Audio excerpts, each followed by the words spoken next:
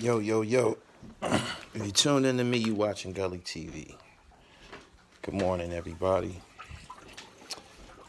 It's been a very, very difficult time the last few days with no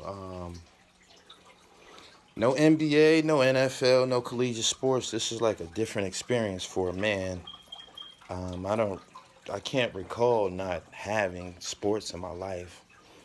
So yeah, I've been spending a lot of time watching old documentaries and sports history and shit like that, which led me to watch a whole lot of videos on a sport that I once loved before basketball and football. I don't know. I don't know if I fell in love with it. Probably was watching it before basketball. Championship wrestling. Championship wrestling. I grew up watching wrestling in the 80s. Um, big Jimmy Superfly Snuka fan. Junkyard Dog. Um, Ricky the Dragon Steamboat. Andre the Giant. I met Andre the Giant before he touched me. He reached down and touched my head. I was a little dude and shit. I remember watching Andre the Giant getting his hair cut off by Big John Studd and Ken Patera. And I remember Roddy Piper and the Piper's Pit.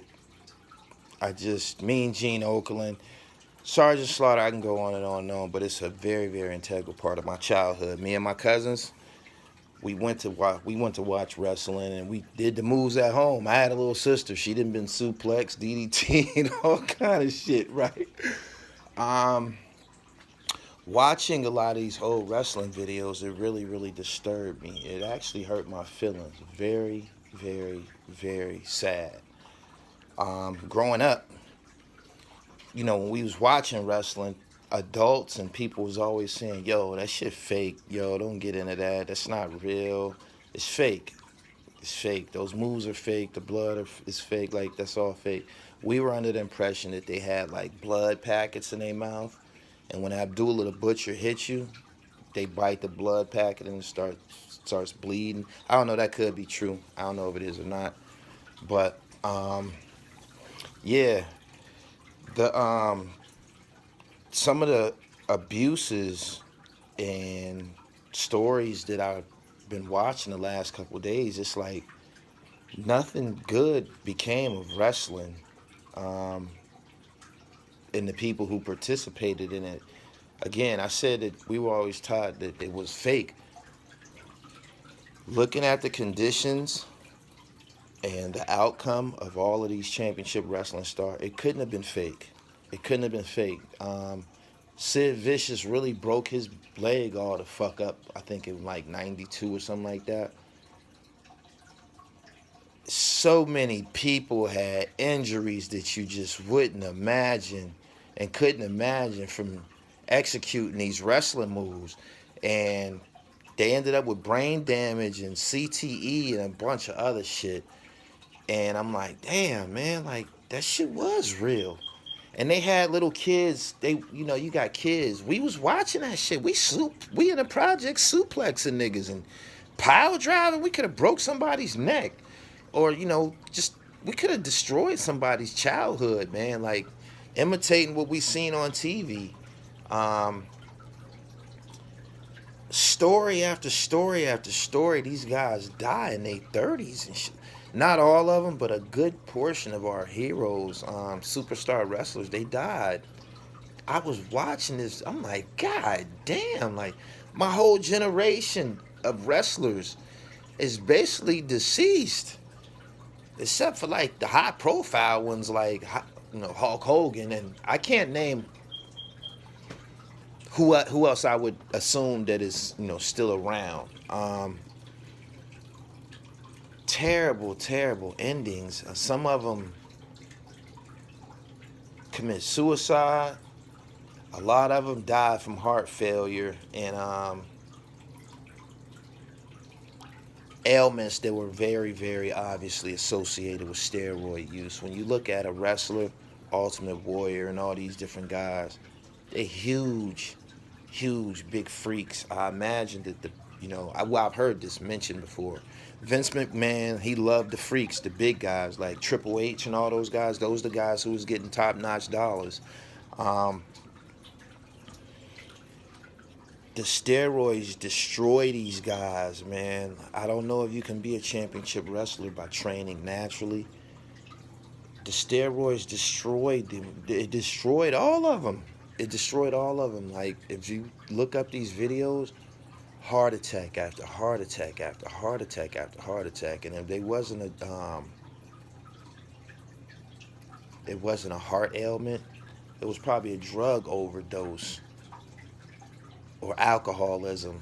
Um, Being on the road with the WWF, WWE, ECW, TCW, all these different wrestling organizations for weeks and weeks and months at a time, beating up your body every night and not allow it to heal, these guys develop a dependency for painkillers, similar to Brett Favre. Brett Favre went through something similar years ago, and these guys take these addictions to painkillers, opioids, and it might can lead to further addictions. Um, I think that the WWE, Vince McMahon, and Vince is a businessman, and nobody told them guys to use steroids. But the WWE should be investigated like a motherfucker, yo. It's just the body count is just too high. The CTE, the brain injury that I think Junior Seau was reported to commit suicide because of those brain injuries. Those same brain injuries are rampant in pro wrestling, and when you see the images of these guys when they're in their glory, like I seen Kamala yesterday, Kamala the Ugandan giant. Kamala has both of his legs amputated. He's in a wheelchair. He can't even walk. Kamala said he got zero to very little support from the WWE, WWF organization.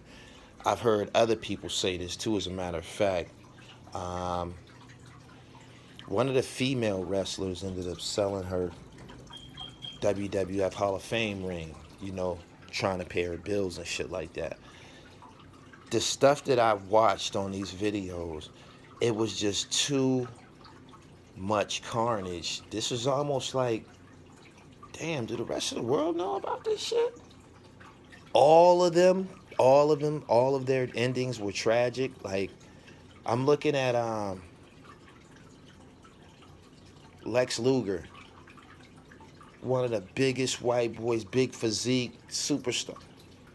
He in a fucking wheelchair. He looked like an old, broke down ass, crippled man and shit. Um, Maybe some of these guys had a hand in doing this shit to themselves by using drugs, steroids, etc. But there most certainly should be an organization that police the WWE in regards of health care and aftercare for the guys who participate in this sport.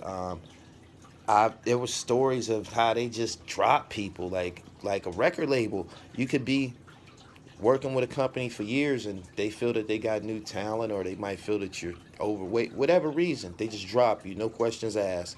And they put in these guys, some of these guys that ended up passing away, wrestling was their life. Like, they come from long lines of wrestling families, like Devon Erickson, these different wrestling legacies. Like, these guys were born to wrestle. They fathers were wrestlers and shit like that. So they pursued the same field. It's a family affair. WWE, I'm very disturbed. I'm very disturbed at what I saw. Because you see these guys and they like heroes, superheroes and shit. Kids are influenced by them. Kids develop work ethic and start, participating in gym workouts, trying to look like Hulk Hogan or whoever their favorite wrestler was or is. But the things that is just a horror film for real, especially the ones from the 80s. I'm like, God damn, all of y'all dead? All of y'all dead? very, very shocking and actually sad. I want to highlight the fact that a couple of years ago, one of my favorite wrestlers of all time, Jimmy Superfly Snuka, in Pennsylvania, state that I'm from, of all places, was investigated for an old murder case. I don't know what happened. I don't know. I can't even remember the end results, but allegedly he's supposed to have killed a former wife or some shit, a former girlfriend. He wasn't the only person associated with killing in the wrestling world and shit. There's of course I think Chris Benoit killed himself, and if you look up Tony Atlas, he's telling a story about a wrestler named Bruiser someone who was killed in front of him at a wrestling event. Just tragic. This is what I've been left to. No basketball on TV, so I'm watching wrestling. Like, share, comment below this video. Share with me some of your experiences with championship wrestling. Me, I think it needs to be investigated. A lot of heartbreak I seen on these documentaries. Shout out to Queen's Flip. Just interviewed Jake the Snake Roberts. He's one of the guys who fell from grace. And we just got to keep getting on. Subscribe to my channel, The Real Gully TV. Follow me on Instagram, The Real Gully TV. Hit the bell so you get the notifications. And follow me on Twitter at GullyTV1. I don't know. I might do more wrestling videos. I'm kind of feeling the topic. Peace.